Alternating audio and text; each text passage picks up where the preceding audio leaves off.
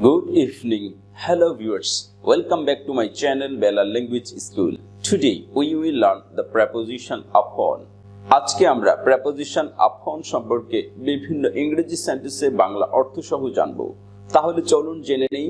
এখানে লেখা আছে ইংরেজি preposition upon এর শুদ্ধ উচ্চারণ বা ট্রান্সক্রিপশন হচ্ছে upon or upon। এর বাংলা অর্থগুলো হচ্ছে উপর, উপরি, উপরে, উপরিভাগে, উপরিতলে, গায়ে, দেহে বা নিজের। আর এর ইংরেজি এক্সপ্রেশনটি হচ্ছে মোর ফর্মাল টার্ম দেন অন, মানে অন উপরে যে আছে তার থেকে আরো বেশি ফর্মাল, মানে আরো বেশি ভালো, এরকম একটি প্রেপোজিশন হচ্ছে আপন।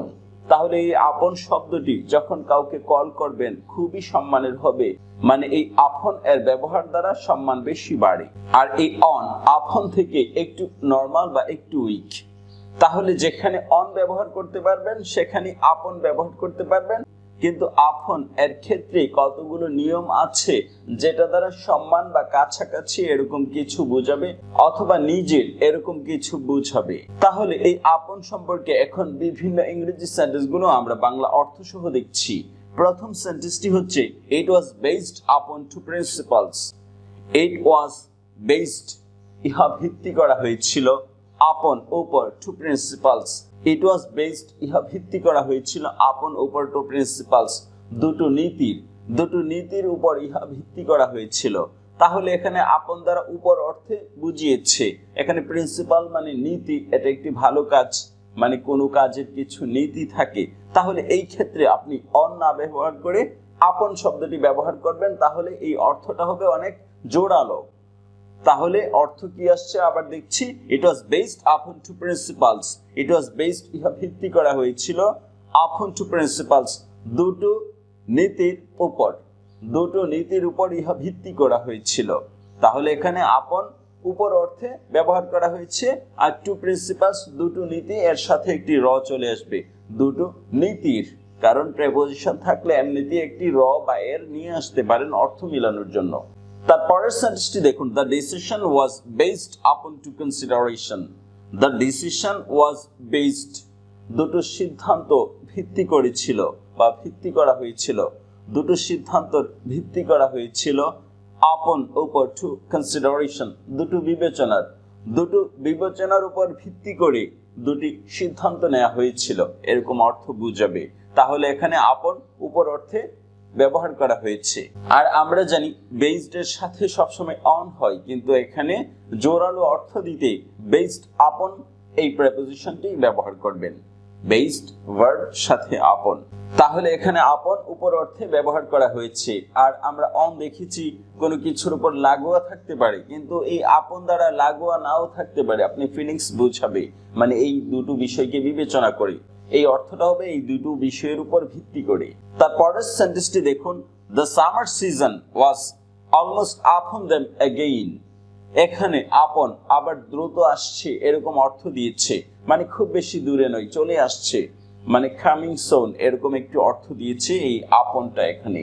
তাহলে দ্য সামার সিজন, গ্রীষ্মকাল, সিজন মানে কাল, ওয়াজ অলমোস্ট আপন দেম অ্যাগেইন, আবার তার সমহিমায় ফিরে এসছে, মানে সামার সিজন যখন আসে এটা আবার মনে হয় খুব দ্রুত চলে আসছে। তাহলে এখানে আপন আবার তার জায়গায় খুব দ্রুত ফিরে আসছে এরকম অর্থ দিয়েছে। The summer season was almost upon them again, গ্রীষ্মকালটা খুব শীঘ্রই আবার চলে আসছে। তাহলে এখানে আপন আবার দ্রুত চলে আসছে বা খুব শীঘ্রই চলে আসছে, আবার চলে আসছে, এরকম অর্থ দিয়েছে, অ্যাডভার্বের অর্থ দিয়েছে। তারপরের সেন্টেন্সটি দেখুন, she depends upon you. She depends, সে নির্ভর করে, আপন ইউ, আপনার উপর। এখানে অন ও দেয়া যেতে পারে, শি ডিপেন্ডস অন ইউ, সে আপনার উপর নির্ভর করে। তাহলে এখানে জোরালো অর্থ দিতে অথবা সম্মানবোধক কোনো অর্থ দিতে এই আপন শব্দটি ব্যবহার করবেন। শি ডিপেন্ডস আপন ইউ, সে আপনার উপর নির্ভর করে। শি ডিপেন্ডস অন ইউ, সে আপনার উপর নির্ভর করে, মানে এই অর্থটা একটু কম সম্মানজনক। তাহলে সে আপনাকে ছাড়া চলতে পারে না। আর আপন প্রেপোজিশনটি এজন্য দিবেন, সে আপনার উপর নির্ভর করে কিন্তু তার একটি আত্মসম্মান আছে, এরকম জোরালো একটি অর্থ দিতে এখানে আপন প্রেপোজিশনটি ব্যবহার করবেন। শি ডিপেন্ডস আপন ইউ, সে আপনার উপর নির্ভর করে। যদিও অনর্থ উপর আপন অর্থ উপর, কিন্তু আপন দিয়ে অর্থটা একটু জোরালো হবে, একটু সম্মান থাকবে, আর অন দিয়ে একটু দুর্বল হবে বা একটু কম সম্মান থাকবে, এরকম বুঝাবে। তারপরের সেন্টেন্সটি দেখুন, no one should look down upon the poor. No one should look down. Look down মানে হচ্ছে ঘৃণা ভরে কারো দিকে তাকানো। তাহলে no one should look down, কারো ঘৃণা ভরে তাকানো উচিত না, আপন দ্য পোর, গরিবের উপর অথবা গরিবদের উপর অথবা গরিবদেরকে ঘৃণা করাটাও নিয়ে আসবেন আপন অর্থ উঠাতে। তাহলে no one should look upon the poor, no one should look down, কাউকে ঘৃণা করা উচিত না, আপন দ্য পোর, গরিবদেরকে অথবা গরিবদের উপর কারো ঘৃণা পোষণ করা উচিত না অথবা গরিবদেরকে ঘৃণা করা উচিত না। তাহলে এখানে আপন দের কে অর্থে ব্যবহার করা হয়েছে অথবা উপর অর্থে ব্যবহার করা হয়েছে। যেভাবে আপনি এই আপনটা মিলাতে পারেন বাংলা অর্থে, ঠিক সেইভাবেই আপনটা অর্থ দিবে। তার মানে একটু সম্মান থাকবে, গরিবদেরও একটি সম্মান আছে। No one should look down upon the poor, কারো গরিবদেরকে ঘৃণা করা উচিত না। তাহলে এখানে কে অর্থে ব্যবহার হয়েছে, এই আপনটা আপনি যেভাবে বাংলায় মিলাতে পারেন সেইভাবেই অর্থ উঠাবেন, একদম ফিক্স না যে এইভাবে অর্থ উঠাতেই হবে। তারপরের সেন্টেন্সটি দেখুন, mile upon mile there was no tree. Mile upon mile মানে মাইলের পর mile, there was no tree, কোনো গাছপালা ছিল না। তাহলে এখানে এর পর এর ব্যাপক বিস্তৃতি মানে অনেক দূর পর্যন্ত, এরকম অর্থ দিয়েছে। মাইল আপন মাইল, মাইলের পর মাইল মানে এর পর, এরকম অর্থ দিয়ে একটি দূরত্ব বুঝিয়েছে, তাহলে বিস্তৃতি বুঝিয়েছে। Mile upon mile there was no tree, মাইলের পর মাইল কোনো গাছপালা ছিল না। তাহলে এখানে আপন দূর বা বিস্তৃতি অর্থে ব্যবহার করা হয়েছে, আর অর্থ দিয়েছে একের পর আরেক, এরকম একটি অর্থ, মানে মাইলের পর মাইল, দিনের পর দিন, সময়ের ক্ষেত্রে বুঝাবে। তাহলে এইভাবে আপনটা এখানে অর্থ দেবে। তারপরের সেন্টেন্সটি দেখুন, he called upon his people. He called, সে ডাকলো, আপন হিজ পিপল, তার জনগণকে। He called upon his people, সে তার নিজের জনগণকে ডাকলো। তাহলে এখানে আপন নিজের অর্থ দিয়েছে, কিন্তু অর্থটা উঠবে না, মানে সে তার জনগণকে ডাকলো, তার মানে সে তার নিজের জনগণকে ডাকলো, এরকম অর্থ দিয়েছে। এখানে আপন কিন্তু নিজের অর্থটা উঠবে না, মনে মনে থাকবে বা সাইলেন্ট থাকবে। অর্থাৎ সম্মানসূচক ভাবে নিজের লোকদেরকে ডাকাকে আপনি এই আপন দ্বারা প্রকাশ করতে পারেন। অর্থাৎ হি কল্ড অন, এটা দিয়ে আপনি করতে পারেন, কিন্তু এখানে সম্মানও হয় না, জোরালো হয় না।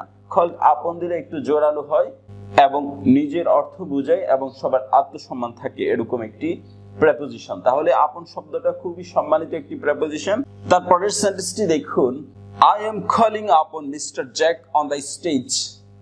I am calling upon Mr. Jack, আমি মিস্টার জ্যাককে ডাকছি, on the stage, মঞ্চে। তাহলে I am calling upon, এখানে সম্মান দিয়ে কাউকে মঞ্চে কথা বলার জন্য ডাকতে এই আপন প্রেপোজিশনটি ব্যবহার করবেন। আর I am calling on, এইটা দিলে সম্মান একটু কমে যায়, মানে সে সেখানে দেখা করতে বাধ্য।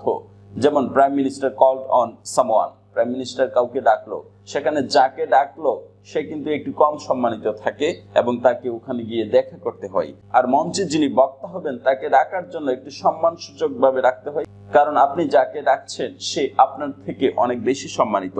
তাহলে বলতে হবে, আই এম কলিং আপন মিস্টার জ্যাক, আমি মিস্টার জ্যাককে ডাকছি অন দ্য স্টেজ, মঞ্চে অথবা মঞ্চে আসার জন্য।